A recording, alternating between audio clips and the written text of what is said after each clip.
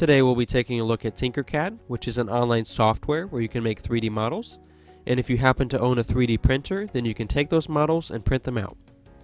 Whenever you open up a new file, this is what it's going to look like. Up in the top left hand corner is the project name. If you want to change that, you can just click on it, press the backspace key, and then type the name of your new project. In the center of the screen is your work plane. This is where you'll be making the model. Over on the right hand side is the shapes menu, and this is where they have a collection of pre-made shapes that you can simply drag from the right hand side over here onto the work plane. They have a collection of basic shapes, which are your basic 3D objects. Down here in the drop down menu they have a bunch more categories to look through. Some interesting ones: they have a dinosaur kit, where if you drag all these parts onto the workspace and print them out, you'll have a little 3D model of a dinosaur. Under here, under shape generators, there's featured and then all, and these are just a collection of some different shapes that might be useful in your project. Let's go ahead and start back under basic shapes, and we're going to drag a box onto the work plane. So to get it onto the work plane, you just click on the box and then drag it until it appears on the blue workspace. Once it's on the workspace, if you click on the object, white boxes appear around the shape. You can either click and drag these to resize your shape, or if you want to be more precise, then you can click on these numbers here and type in a precise measurement. These numbers are in millimeters, so if I see 33 here, that means 33 millimeters. And let's say I want to change it to 50 millimeters, all I would have to do is type in 50, press enter, and then it resizes it where my shape is now 50 millimeters. If I want to change the way I see this shape, if I right click on my work plane and move my mouse around, this rotates my field of view so I can look all around my shape. If I use the scroll wheel on the mouse and spin it forward, I can zoom in on my shape.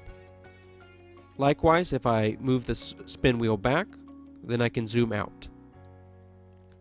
If I click the spin wheel, then I can drag the workspace around so I can move the whole camera left to right or forward and backwards. Some other options I have for shape modification: these little bent arrows, you'll see these at different points along the shape. If I click and drag those, that's how I can rotate my shape. So I can rotate along that axis. If I change my view, there's a new set of arrows that appear, and this will rotate on a different axis. If I click on my shape, this black arrow up top here is how I can lift objects off the plane. So if I click and drag this one, I can move my shape up in the air and also back down. So this would be useful if you want to stack one shape on top of the other. If I want to move my shape somewhere else on the work plane, I have a couple different options for that. I can click and drag my shape to move it around the work plane. I can also use my arrow keys to move it a smaller distance. And down here at the bottom right hand corner where it says snap grid, I can change this measurement. So by default, every time I press the arrow key, it'll move it 1 millimeter. If I want to move it a smaller distance each time, I can select something like 0.1 millimeters. And if I do that, every time I click the arrow key now, it's only going to move by 1/10 of a millimeter. So if I want to be really precise, then I can use this to get shapes exactly where I want them to be. If I want to add more shapes onto my work plane, I can simply go over to the right hand side, select a new shape, and drag it onto the work plane. In addition to that, if I want to make an exact copy of this one, what I can do is I can click on the shape, go up here to the top left hand corner, click on the two squares which will copy the shape, and then next to it click on the clipboard, which will make a copy of the same shape. I'm going to move this shape right over here. Let's say I want to get these two shapes in a perfect line, so lined up with each other. What I can do is I can make sure I have one shape selected, and I can hold the shift key and press the other shape. Now that my two shapes are selected, I can go up here to the two bars, which is the align tool. If I click on that, a bunch of black dots will appear, and depending on where I want it to align, I would select that particular dot. So if you hover over the dot without clicking on it, That'll show you where it's going to align the two shapes. And let's say I want to align these two shapes in a vertical line here, then I would select this middle dot right here. When I do that, that'll get those two shapes aligned perfectly without me having to either drag it or try to get it exactly right with the arrow keys. The next feature we're going to take a look at is the group feature. And the group feature is used if you want to take two shapes that are separate and combine them into one shape. So what I'm going to do is I'm going to delete this shape right here. I'm going to go over to my shapes menu. I'm going to grab another box. I'm going to use the white boxes to extend the box toward me. Now I'm going to move these two boxes into each other. So I'm going to move this one into the object up top. Just like that. I'm going to left click and make a box. This is another way that you can select multiple shapes. Now that both the shapes are selected, I can go up here to the group button, and if I click on that, then it'll take these two separate shapes and make them into one. So now that if I try to move one of the shapes, they both go together. So to practice this, let's go ahead and try to make the letter T. So to do that, I'm going to take one box first. I'm going to stretch it down, and then I'll take another box and stretch it to the right.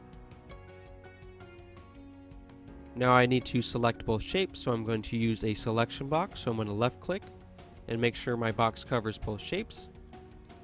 Once I see that both shapes are selected, then I'm going to come up here to the group button and click on it. So now this takes my two separate shapes and makes it into one shape. So the next thing we're going to take a look at is how to make a hole in a shape. To do that, I'm going to start by deleting these two shapes here. I'm going to grab a box from the shapes menu. I'm going to make it just a little bit larger. And you have a couple different options for making holes. There's a box shaped hole and a cylinder hole. If you want to make something different than those two shapes, then you can always just grab a shape. Like let's say I want to use the sphere as a hole. I can drag it onto the workspace and select a hole. And then what I can do next is I need to move these two shapes together. So let's say I want to take out the corner of my box here with this sphere. I just move it into the spot where I want it to subtract this sphere from the box.